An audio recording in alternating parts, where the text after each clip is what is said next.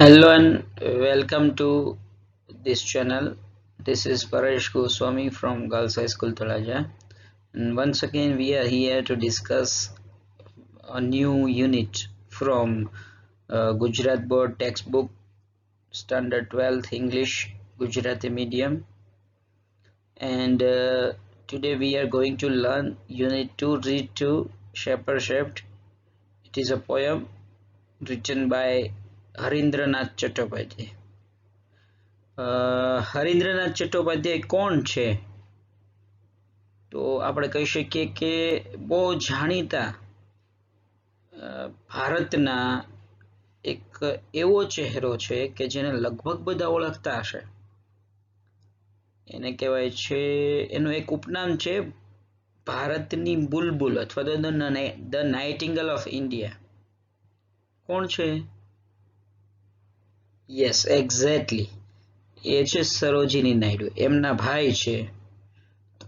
હરીન્દ્રનાથ ચટ્ટોપાધ્યાય પોતે એક પોએટ છે અને એની સુંદર સરસ મજાની એક પોએમ અહીંયા આપેલી છે.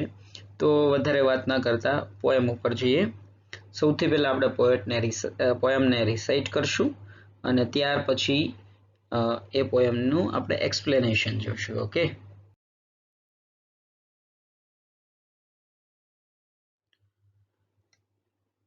then let me recite the poem once.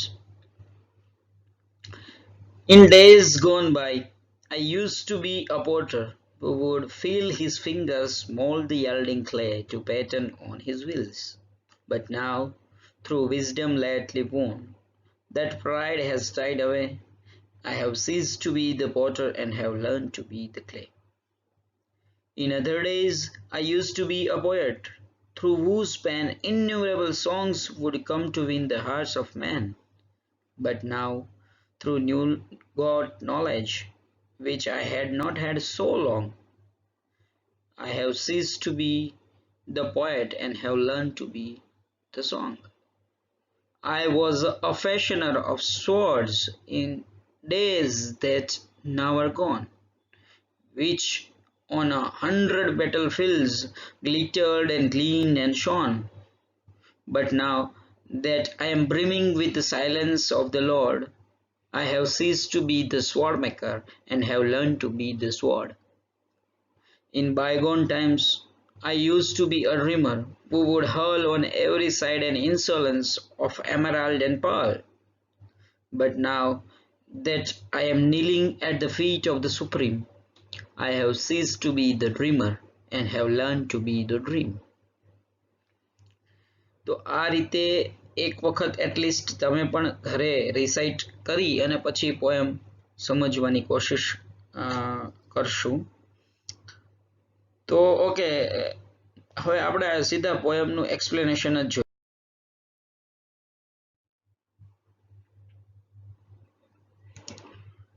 સૌથી પહેલો જે સ્ટાન્ઝા છે એ આપણે પાસે છે. હવે અહીંયા જોઈએ છે કે in days gone by I use to be a potter who would feel his fingers mold the yielding clay to pattern on his wheels.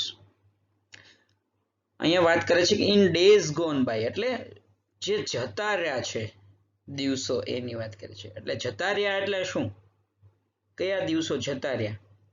તો વ્યવહારુ ભાષામાં આપણે જતા રહ્યા એ દિવસો એટલે શું કહીએ છીએ એને? તો એની માટેનો શબ્દ છે ભૂતકાળ.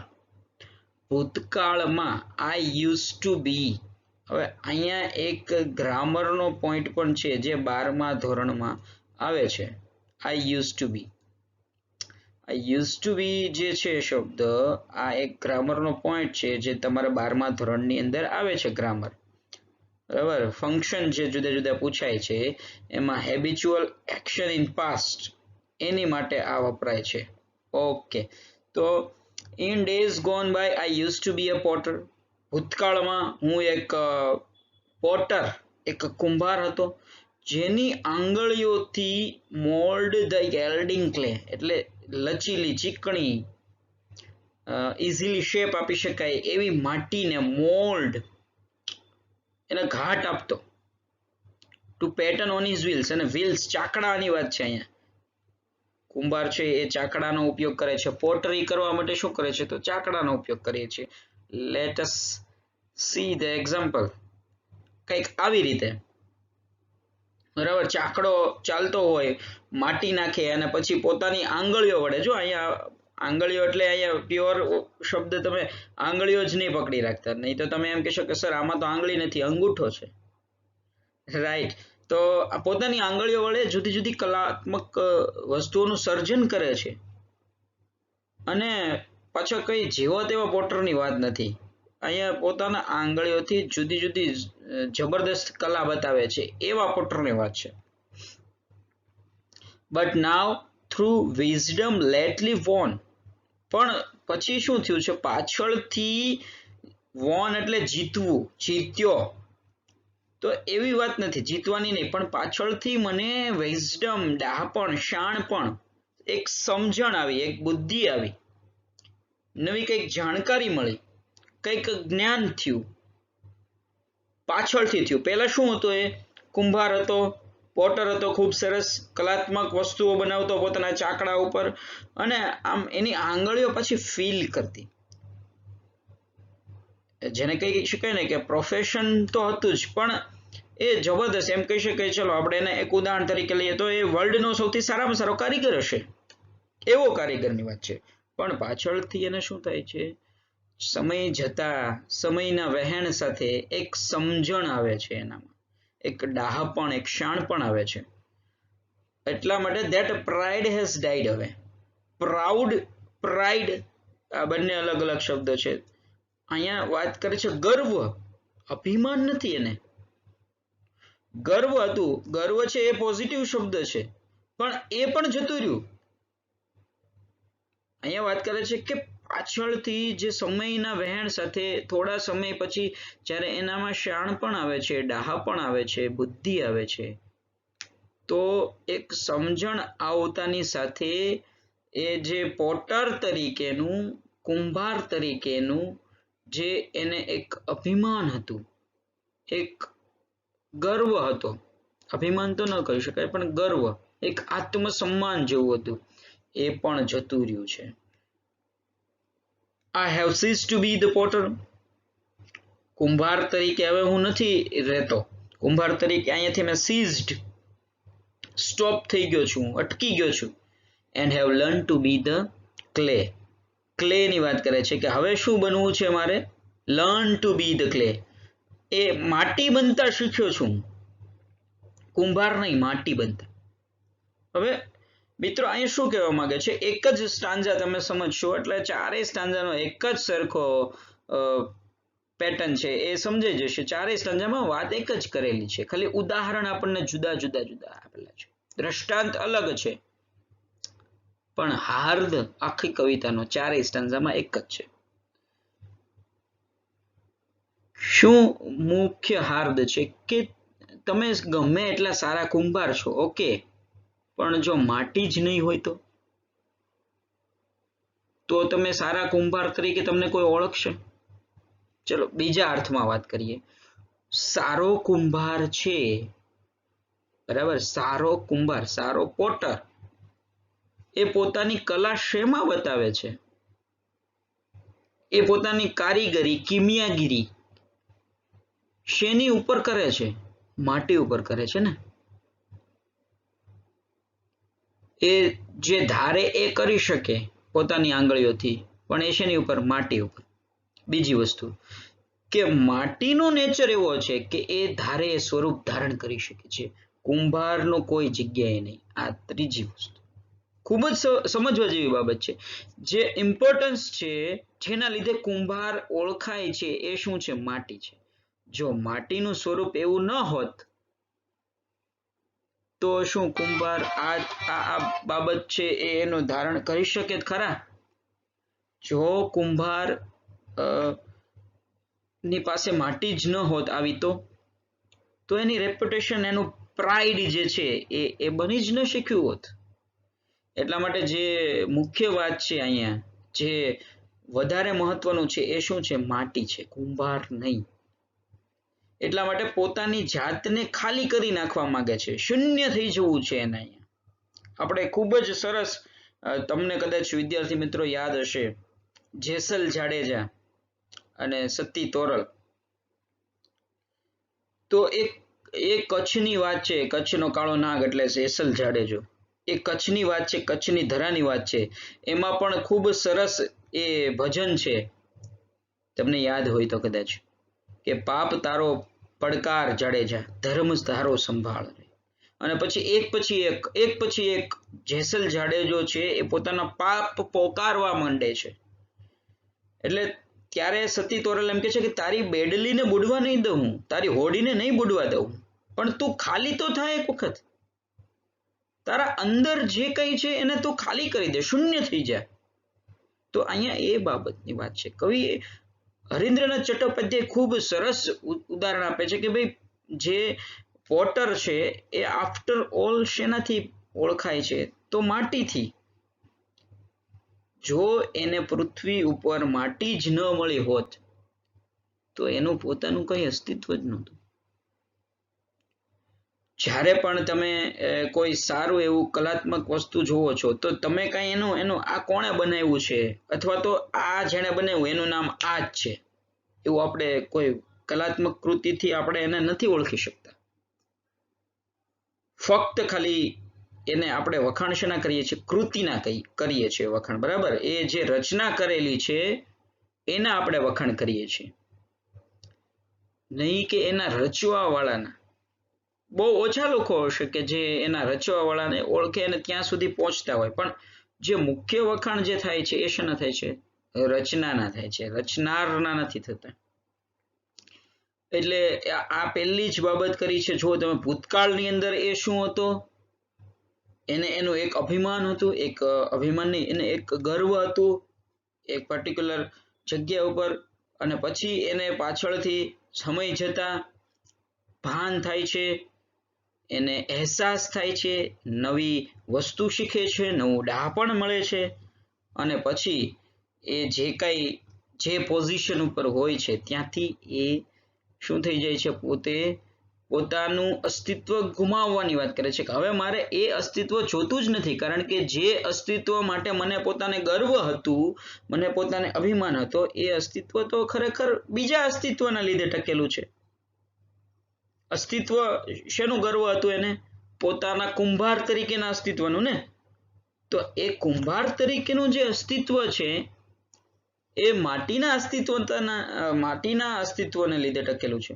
જો માટી જ ન હોત તો કુંભાર તરીકેનું કાંઈ અસ્તિત્વ એનું હોત જ નહીં. એટલે અહીંયા આપણને શિખામણ આપે છે કે તમે જે કાંઈ છો એ તમે શૂન્ય થઈ જાઓ, તમારું અસ્તિત્વ કોઈ બીજાના લીધે ટકેલું છે. બીજો સ્ટાન્ઝા વાત કરીએ. In other days I use to be a poet. ભૂતકાળમાં, ઇન અધર ડેઝ એટલે એ જ વાત છે. પહેલામાં પણ ભૂતકાળની વાત કરી, ઇન ડેઝ ગોન બાય, અને અહીંયા પણ વાત છે ઇન અધર ડેઝ. બંનેમાં એક જ વાત છે. ભૂતકાળમાં અગેઇન આપણે જોઈ શકીએ આઈ યુઝ ટુ બી, એટલે આ જે છે એ કોનો પાછો આપણો ફરીથી ફંક્શનનો અહીંયા પ્રશ્ન આવ્યો છે. Habitual action in past. I used to be a poet through whose pen innumerable songs would come to win the hearts of men. કે ભૂતકાળની અંદર હું એક કવિ હતો કે જેની પેનથી, જેની બોલપેનથી અસંખ્ય ગીતો, ઇન્યુમરેબલ સોંગ્સ, અસંખ્ય ગીતો લખાણા. અને કેવા ગીત? સામાન્ય ગીતની વાત નથી અહીંયા. To win the hearts of men. એવા ગીત કે જે લોકોના હૃદય જીતી લે, એવા ગીતની વાત છે અહીંયા. સામાન્ય ગીતની વાત નથી, ચીલાચાલુ ગીતની બિલકુલ વાત નથી, લોકોના હૃદય જીતવા વાળા ગીતની વાત છે અહીંયા.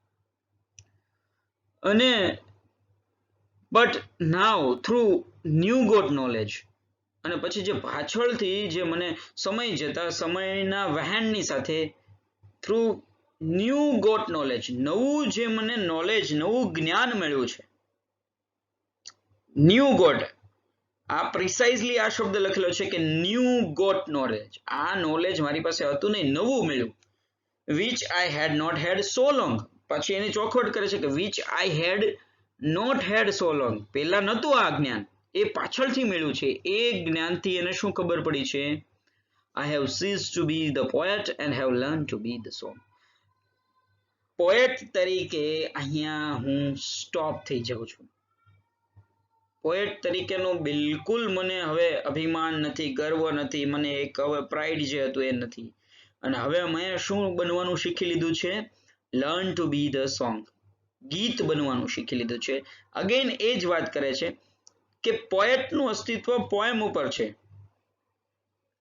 કોઈ પણ સારો તમે ગીત પકડી લ્યો તો એની અંદર અને ખૂબ સરસ એવા ઉદાહરણો છે. જેમ કે હું એમ કહી શકું કે આપણે ક્લાસની અંદર પણ આંગળીના વેઢે ગણી શકીએ એટલી દીકરીઓ, એટલા દીકરાઓ, એટલા વિદ્યાર્થીઓ છે એ ઓળખતા હોય પોએટને પર્સનલી, બાકી તો પોએમને ઓળખતા હોય. હું એક દ્રષ્ટાંત આપવા માંગુ છું કે કૂચી આપો બાઈજી એ એક સરસ કવિતા છે ડોક્ટર વિનોદ જોશીની. ભાવનગરની અંદર આપણા ભાવનગર જિલ્લાના કવિ છે ડોક્ટર વિનોદ જોશી.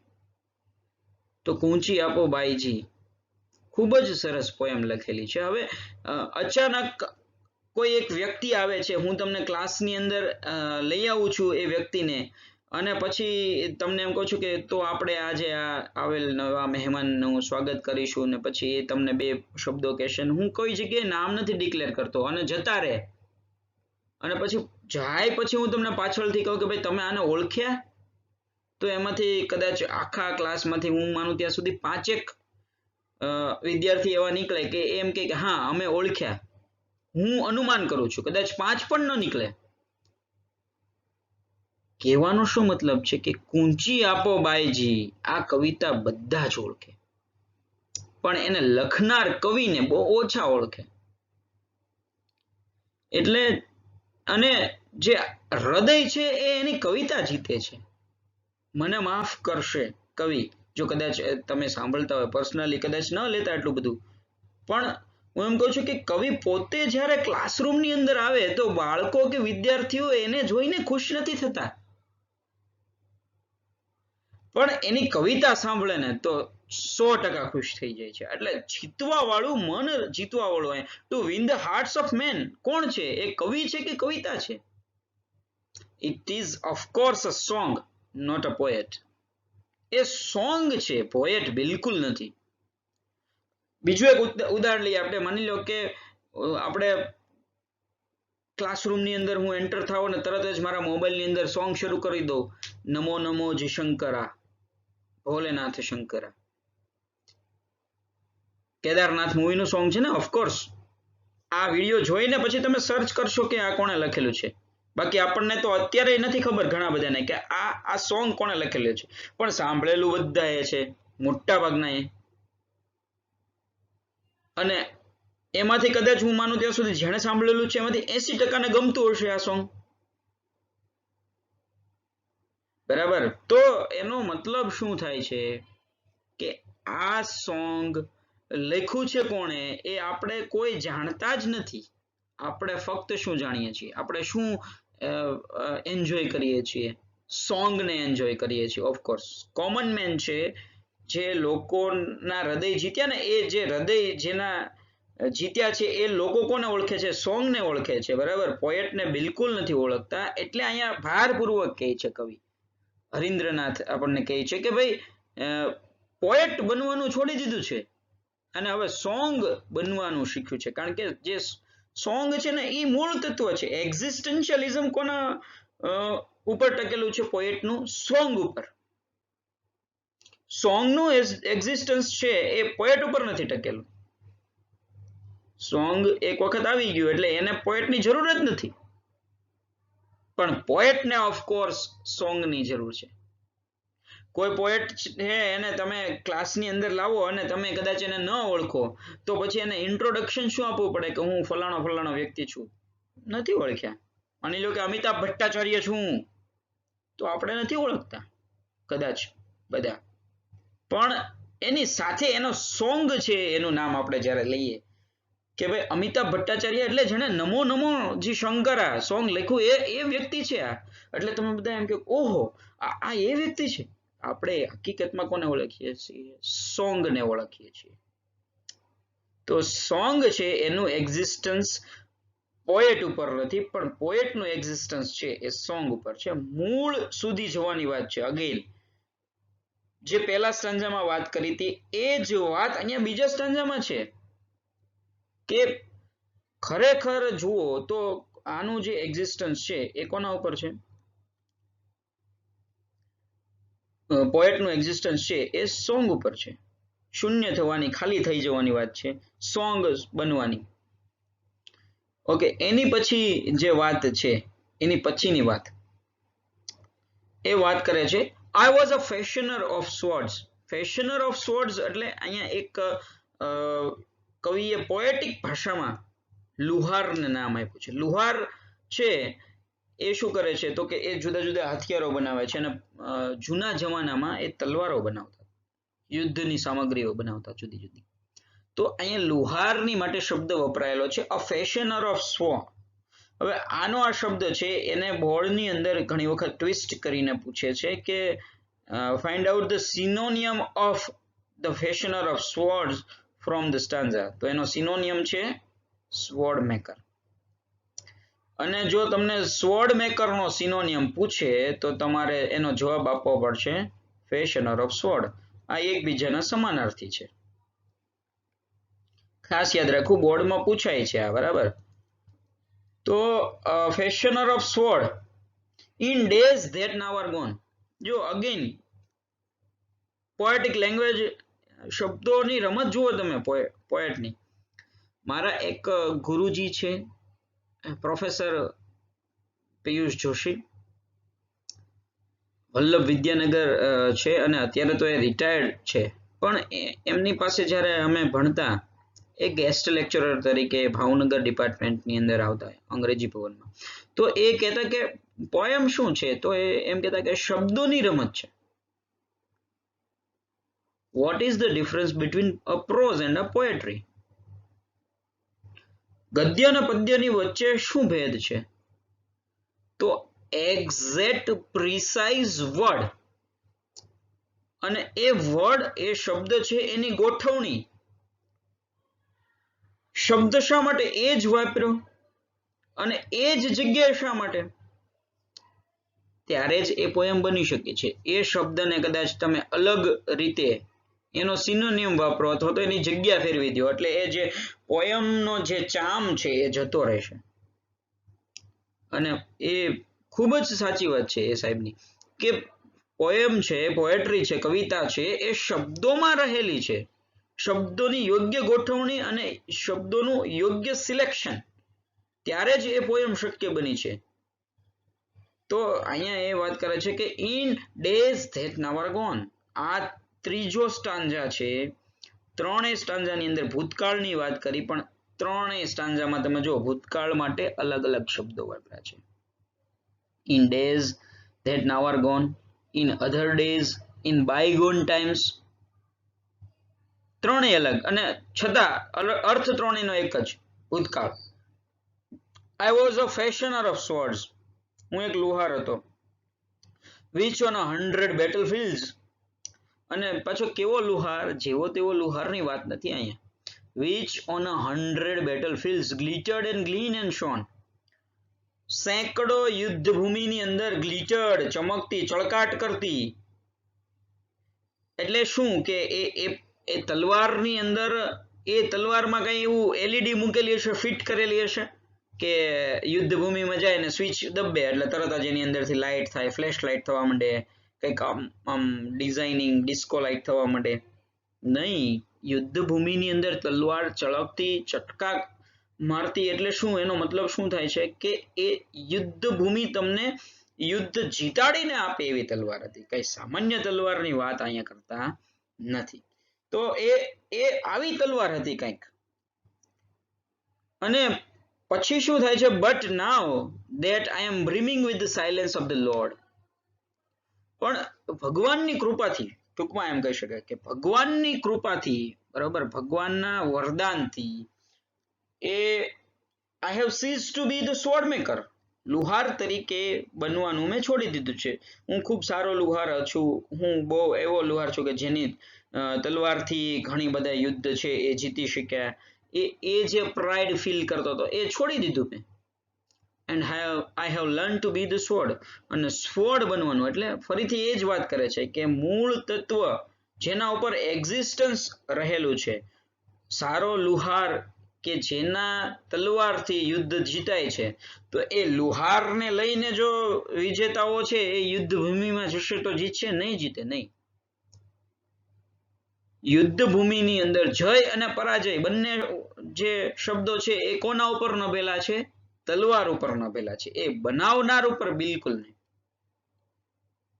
આ કોની તલવાર છે? તો ફલાણા વ્યક્તિની છે, તો અમારે હારી જવું પડશે, એમ નહીં. પણ જો તલવાર સારી હશે તો સામેવાળા લોકો હારશે. બરાબર? એટલે જે કમાલ છે યુદ્ધ ભૂમિની અંદર જીત અપાવનાર છે એ તલવાર છે, લુહાર નથી.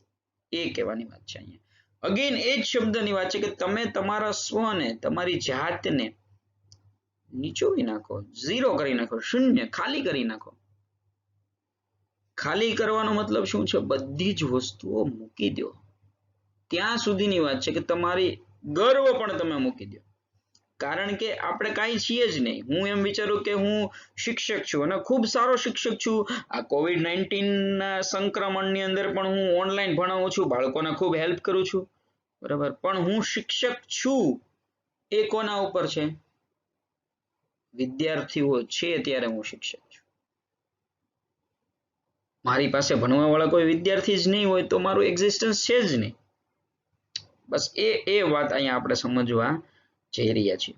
હવે છેલ્લો સ્ટાન્ઝા કહે છે in bygone times, in bygone times, again in days gone by, in other days, in days that now are gone, અને ચોથો શબ્દ અહીંયા વાપર્યો છે ઇન બાયગોન ટાઈમ્સ, વહી ગયેલા સમયમાં, વહી ગયેલા દિવસોમાં, એટલે કે ભૂતકાળમાં. I use to be a dreamer who would hurl on every side an insolence of emerald and Perl.